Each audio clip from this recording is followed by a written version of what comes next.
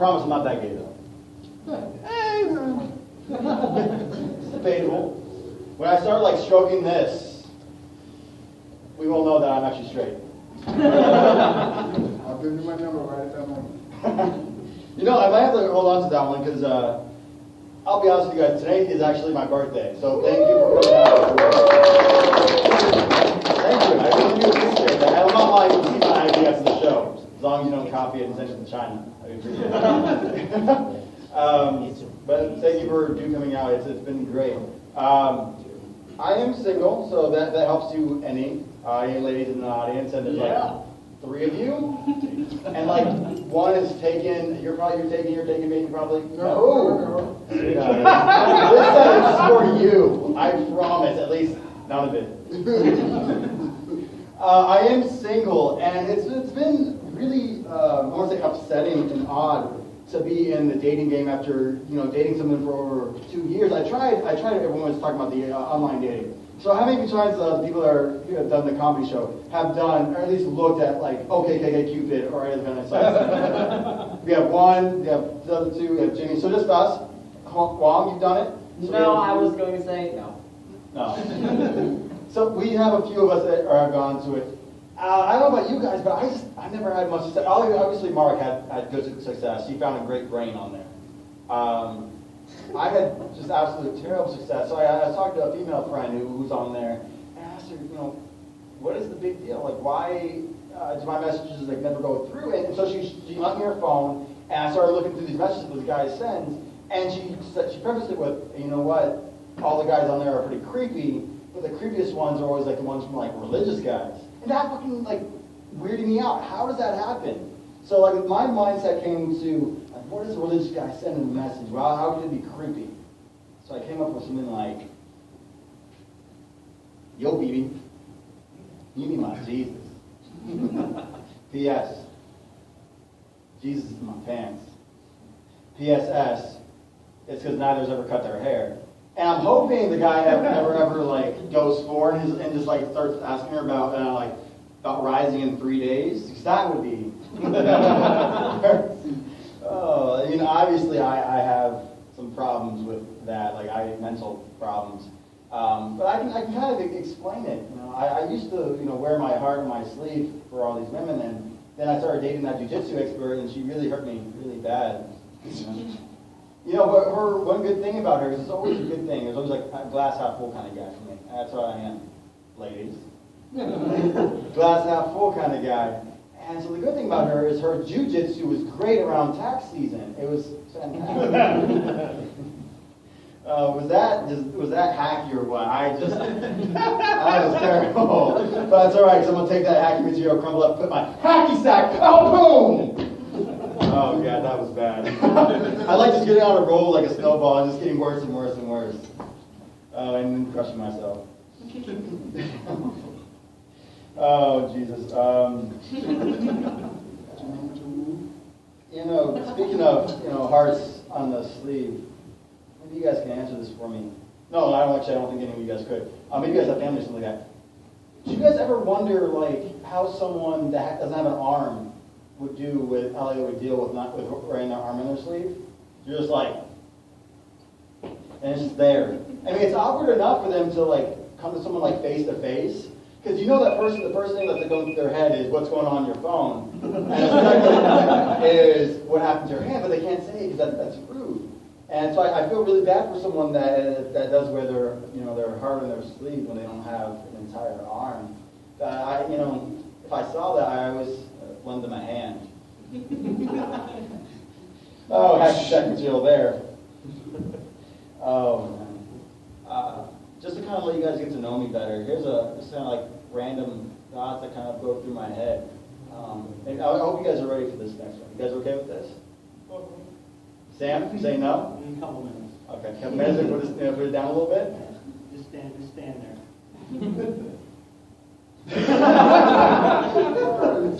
I'm okay. Thank you. You guys ever have clown sex? I'm not okay. Just like, how many can they fit in there? I don't understand. And just while that image of a clown and how many can fit in there having sex is in your that image is in your head. I want to let you know that in the Guinness Book of World Records, the largest orgy in history is Japanese. No surprise. Right? So Japanese orgy, clown, sex.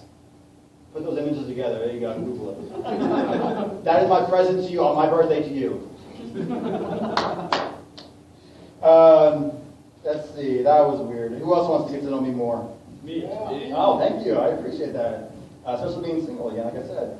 Well, I'll be honest with you guys. We're all pretty open with each other today. We've talked about our relationship issues. We've talked about masturbating to porn, and we've shared a few UJs and all kind of websites. So I'll be open with you guys.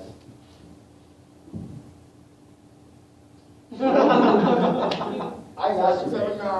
79879. Gasp, right? And I'll be honest with you even further, it's not even about, ladies, I'll explain this to you for when you catch your boyfriend watching porn.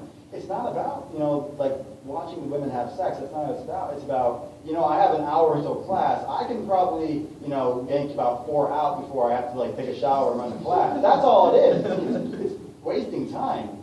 And it's like, I can tell you what, I've never jacked off watching pterodactyl porn, but I will watch pterodactyl porn until I die. Has anyone seen that video? No. A few? No? One? Okay. This will give you a gist of it. Imagine two guys in terrible makeup netbacks, wings and all, and a woman on her knees, and the entire thing is just like this the entire time. They are the greatest porn actors. I believe they probably have a Grammy or something It's amazing. Stuff like that is what I would call procrastination. That is, you're not masturbating, you are procrastinating. You are procrastinating while you masturbate. That is simply what it is. And that's why I'm telling you women over here, my body's facing that way. Oh. Being in school, I can even further another example, my last example of this, and we'll kind of try to move on. Wait, you're saying you do this the hour before class in the library, or? Well, there are some locations in the library you can kind of hide out. I was without the Wi-Fi this last week. That was the softest week I've ever had. Contrary to being hard. Oh god. Anyways, being in school, you guys know the niche porn, right? You guys know like teacher porn. That's pretty common, right? There's they parody it all the time.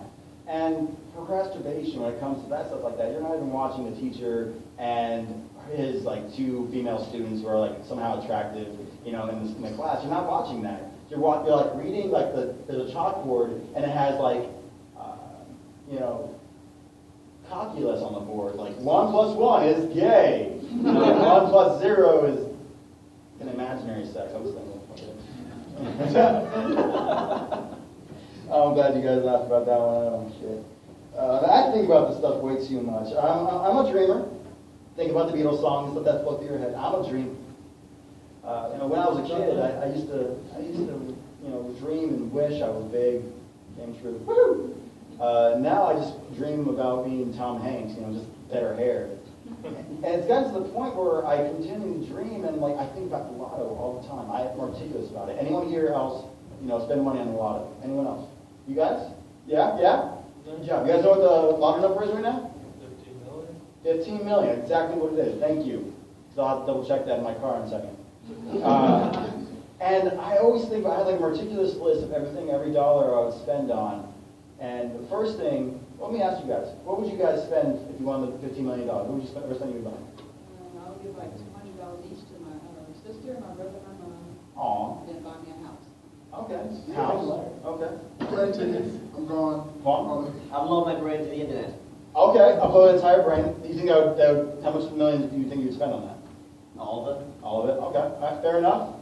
I'll probably buy a Bugatti and crash it into people's houses and buy them new houses. God, that's great! I love that. I will write that down next time. For next time it goes 136 million. I will write that in. I'm going to tell you what the first thing I would spend my $15 million on. I would pay off all my student loans. Easy one. And with $11 left, I would probably buy candy or something. Oh shit. But I'm really glad I'm here. I can kind of get all this off my chest like a chili dog, Woohoo! Sex joke. I'm really glad I can get that off my chest. And speaking about porn, I'm sure Ray, you feel better about when you talk about that stuff, right? Oh yeah, my girlfriend feels better about it too. See, it's amazing. You know, getting us here to talk about it and getting us to open up is an amazing thing. What it does is allows me to like actually use that Facebook share button right outside my porn video, and I won't feel strange about it. Give it like 2 years, guys. It'll be all about sharing our videos. Big black cock. Enters Ginger. And that'll be over 28 shares. It'll be right there. It'll be right 2 years on Facebook, guys. We haven't switched over. Just give it some time, okay? But that does bring me to a question. I went to Rummelsville High School, and there's this guy, I can tell you, his name is Dorian. I don't know if anyone knows the story.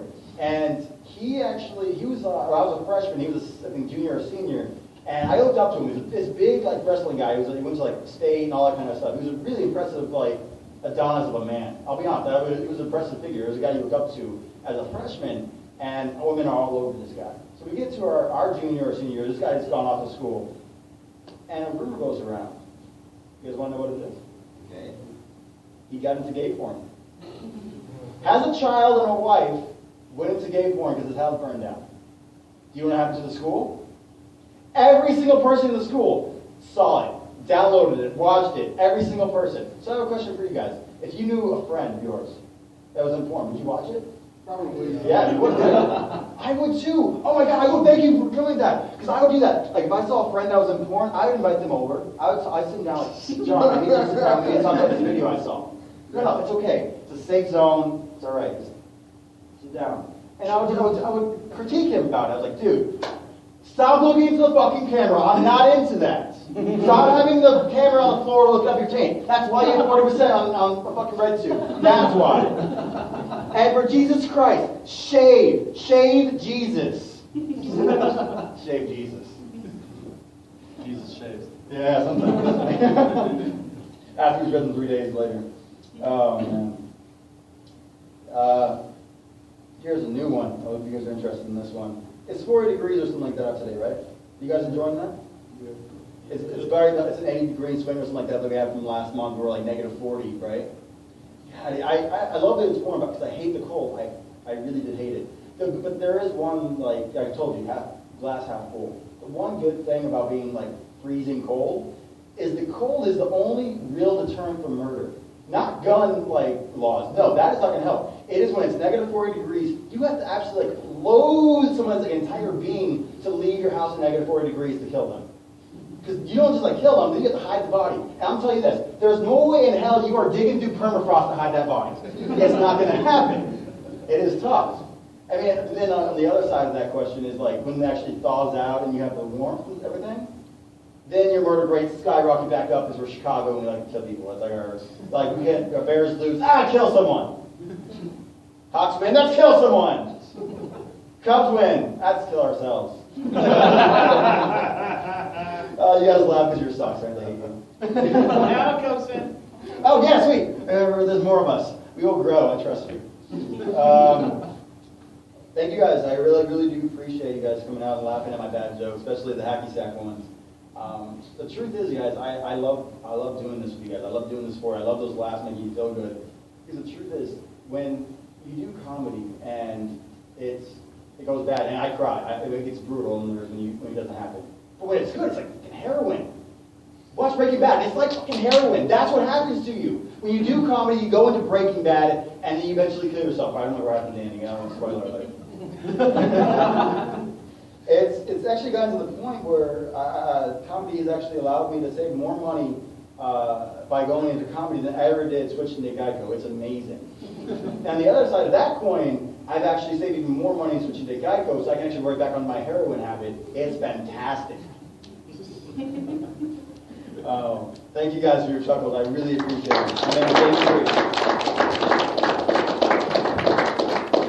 Give it up for Jim and all the comedians we had tonight.